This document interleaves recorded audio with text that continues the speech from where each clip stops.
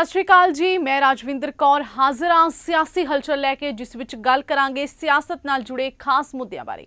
की रहा अज खास? कांग्रेस ने राष्ट्रीय स्वयं सेवक संघ के मुखी मोहन भागवत की हालिया टिप्पणी नूं लैके उन्हां ते निशाना साधिया। दावा किया गया कि जदों संघ अप्रसंगिक हो गया तो भागवत के बोलण का की फायदा है। पार्टी के मीडिया विभाग के मुखी पवन खेड़ा ने यह भी कहा है कि पिछले 10 सालों च भागवत ने कई महत्वपूर्ण मुद्दों ते चुप्पी धारी हुई सी, पर उन्होंने बोल रहे ने। भागवत ने यह भी कहा कि चोणां बहुमत हासिल करने लई हुंदियां ने ते एक मुकाबला है, जंग नहीं है। खेड़े ने एक बयान च कहा है कि मोहन भागवत जी, जो बीज तुसीं बीजिया सी ओह हुण बबूल दा दरख्त बन गया। कसूर मिट्टी दा नहीं है, माली दा कसूर है ते ओह माली तुसीं हो। पक्ष प्रतिपक्ष के क्या संबंध होने चाहिए उस पर आपकी व्याख्या सुनी, राजनीति में शुचिता पे आपकी चर्चा सुनी। एक बात बताइए, जब आप बबूल के बीज लगा रहे थे तो क्या आम की उम्मीद कर रहे थे? और जब आम के फल नहीं मिले तो क्या माटी को दोष दोगे? ये बीज आप ही ने लगाए हैं। जो आज बबूल का एक वृक्ष है, वृक्षासन लगाता हुआ दिख रहा है, ये आप ही ने लगाया था। अब बोलकर क्या फायदा? जब हाथरस में एक दलित बच्ची का बलात्कार होता है, हत्या हो जाती है, तब आप चुप रहते हैं। जब देश की राजधानी के बाहर सड़क पर मौसम और पुलिस की मार झेलता हुआ किसान बैठा होता है, तब आप चुप रहते हैं। जब बिल्किस बानो के बलात्कारियों को रिहा किया जाता है, उनका आप ही के वैचारिक बंधुओं द्वारा स्वागत किया जाता है, तब आप चुप रहते हैं। जब अखलाक और पहलू खान की निर्दयतापूर्वक हत्या की जाती, तब आप चुप रहते हैं। जब कन्हैयालाल टेलर के हत्यारों का सीधा सीधा संबंध भारतीय जनता पार्टी से निकलता है, आप कुछ नहीं बोलते, आप चुप रहते हैं। जब मध्य प्रदेश के सागर या गुना में या उत्तर प्रदेश के लखनऊ में दलितों के मुंह में पेशाब फेंका जाता है, डाला जाता है, आप तब भी चुप रहते हैं। अब बोलकर क्या फायदा? अब आप अप्रासंगिक हो चुके हैं मोहन भागवत जी, और आपको अप्रासंगिक किया है आपकी चुप्पी ने, आपको अप्रासंगिक किया है नरेंद्र मोदी ने, अमित शाह ने, भारतीय जनता पार्टी ने। अब इस समाज को, इस लोकतंत्र को आपकी आवश्यकता नहीं रही है। आखिरी मौका आया था कि जब भारतीय जनता पार्टी के नेता लगातार संविधान बदलने की बात कर रहे थे, आप तब भी चुप रहे, आप नहीं बोले। अब इस संविधान को, इस लोकतंत्र को और इस समाज को राष्ट्रीय स्वयंसेवक संघ की या मोहन भागवत जी आपकी आवश्यकता नहीं है। ये अपने आप को, अपनी रक्षा करना, अपने आप को रीबूट करना जानता है, समझता है। ये ताकत उसको संविधान ने दी। हुण तुहानू ओ भी सुनावांगे जो मोहन भागवत ने किया सी। ऐसे से देश कैसे चलेगा भाई? आखिर सबको देश ही चलाना है ना। दो पक्ष है, विरोधी पक्ष कहते हैं, मैं प्रतिपक्ष कहता हूं। वो विरोधी नहीं है, उसको विरोधी मानना भी नहीं चाहिए। वो प्रतिपक्ष है, वो एक पहलू उजागर कर रहा है, उसका भी विचार होना चाहिए। ऐसा जब चलना है तो चुनाव लड़ने में भी एक मर्यादा होती है। उस मर्यादा का पालन नहीं हुआ,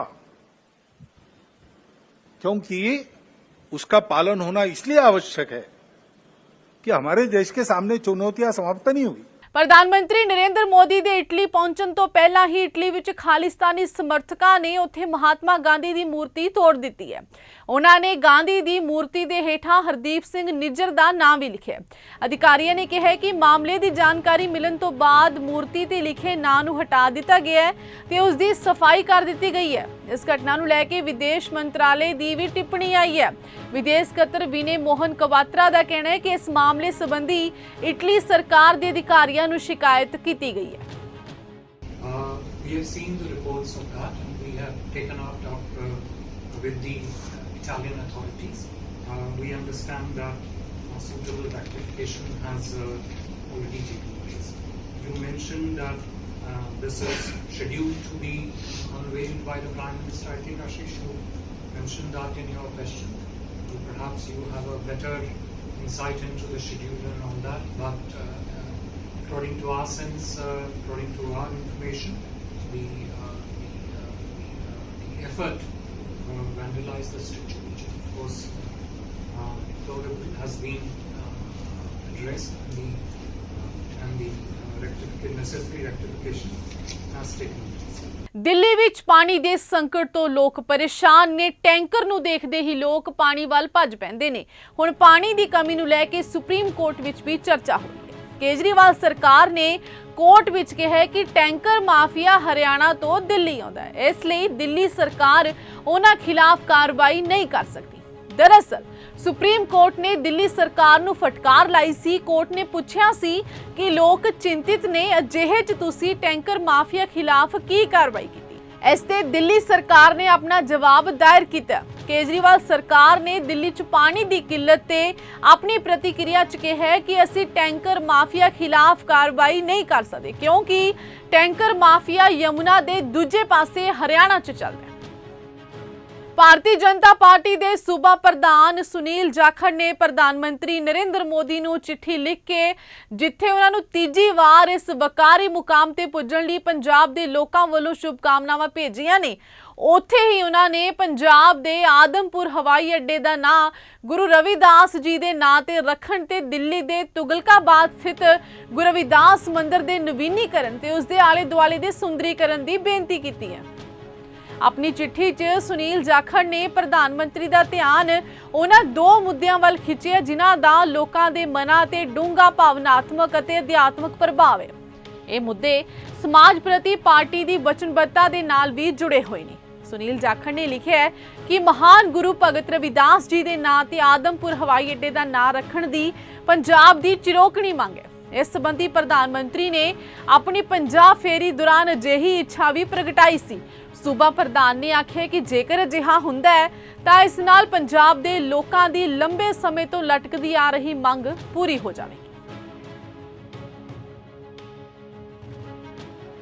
सरकार बनन तो बाद जम्मू कश्मीर विच अतवादी हमलियां दा दौर जारी है। पहला रियासी बस हमला, हुण डोडा च अतवादी हमला, जिस कारण लोग दहशत विच ने ते पुलिस लगातार तलाशी मुहिम चला रही है।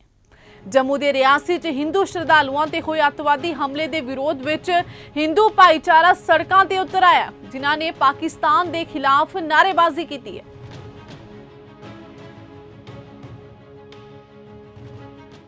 लोक सभा चोणां विच करारी हार मिलन तो बाद श्रोमणी अकाली दल ने कोर कमेटी की मीटिंग सद्दी है। मीटिंग विच चोणां विच मिली हार नूं लैके मंथन होया, नाल ही देश के सियासी हालातां बारे पड़चोल की। ਹੁਣ ਇੱਥੇ ਦੱਸ ਦਈਏ ਕਿ ਇਸ ਮੀਟਿੰਗ ਲਈ ਸ਼੍ਰੋਮਣੀ ਅਕਾਲੀ ਦਲ ਸੰਯੁਕਤ ਦੇ ਪ੍ਰਧਾਨ ਤੇ ਅਕਾਲੀ ਦਲ ਵਿੱਚ ਘਰ ਵਾਪਸੀ ਕਰਨ ਵਾਲੇ ਸੁਖਦੇਵ ਢੀਂਡਸਾ ਨੂੰ ਕੋਈ ਸੱਦਾ ਪੱਤਰ ਨਹੀਂ ਦਿੱਤਾ ਗਿਆ। ਨਾਲ ਹੀ ਸਿਕੰਦਰ ਸਿੰਘ ਮਲੂਕਾ ਨੂੰ ਵੀ ਮੀਟਿੰਗ ਵਿੱਚ ਸ਼ਾਮਿਲ ਹੋਣ ਲਈ ਸੁਨੇਹਾ ਨਹੀਂ ਮਿਲਿਆ। ਹਾਲਾਂਕਿ ਬੀਬੀ ਜਗੀਰ ਕੌਰ ਨੂੰ ਜ਼ਰੂਰ ਸੁਨੇਹਾ ਪਹੁੰਚਿਆ ਤੇ ਹੁਣ ਇਸ ਵਿਚਾਲੇ ਇੱਕ ਹੋਰ ਗੱਲ ਨਿਕਲ ਕੇ ਸਾਹਮਣੇ ਆਈ ਹੈ। ਅਕਾਲੀ ਆਗੂ ਚਰਨਜੀਤ ਬਰਾੜ ਨੇ ਸੁਖਬੀਰ ਬਾਦਲ ਨੂੰ ਚਿੱਠੀ ਲਿਖੀ ਹੈ, जिस विच 14 जून तक नवा प्रधान बनाउण दी गल कही गई है। चिट्ठी च लिखिया है कि पार्टी दे वडेरे हितां लई पंच प्रधानी बनाई जावे। आप सरकार का कहना सी कि सरकार बनते सार ही सूबे विचों नशिਆਂ ਦਾ खात्मा होवेगा, पर ਇਹ कि आप सरकार ਦੇ मंत्री खुद ही नशे ਵੇਚ ਰਹੇ ਨੇ। ਗੱਲ ਕਰ ਰਹੇ ਹਾਂ ਫਿਰੋਜ਼ਪੁਰ ਦੀ, ਜਿੱਥੇ STF ਫਿਰੋਜ਼ਪੁਰ ਨੇ ਬਲਾਕ ਮੱਖੂ ਦੇ ਆਮ ਆਦਮੀ ਪਾਰਟੀ ਦੇ social media incharge Bhim Thukral ਨੂੰ ਘਰ ਵਿੱਚ ਬਣੇ ਸਟੋਰ ਤੇ ਗੋਦਾਮ ਵਿੱਚੋਂ ਨਸ਼ੀਲੇ ਕੈਪਸੂਲ ਤੇ ਨਸ਼ੀਲੀਆਂ ਗੋਲੀਆਂ ਸਣੇ गिरफ्तार ਕੀਤਾ ਹੈ। पुलिस ने NDPS एक्ट के तहत मामला भी दर्ज किया है। दोष लगे ने कि ट्रांसपोर्ट के धंधे की आड़ विच मुलजम हिमाचल दीयां दवाइयां बनाउण वालियां कंपनियां तो नशीलियां गोलियां लिया के सप्लाई करते सी।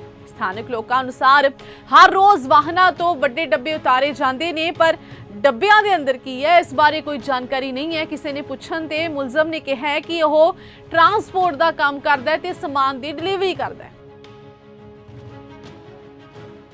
राजनीति दीयां गल्लां तां मुक्कदियां नहीं। कल फिर हाजिर होवांगे राजनीति नाल जुड़ियां होर खबरां लैके। इसे नाल ही मैनूं दिओ इजाजत। धन्नवाद।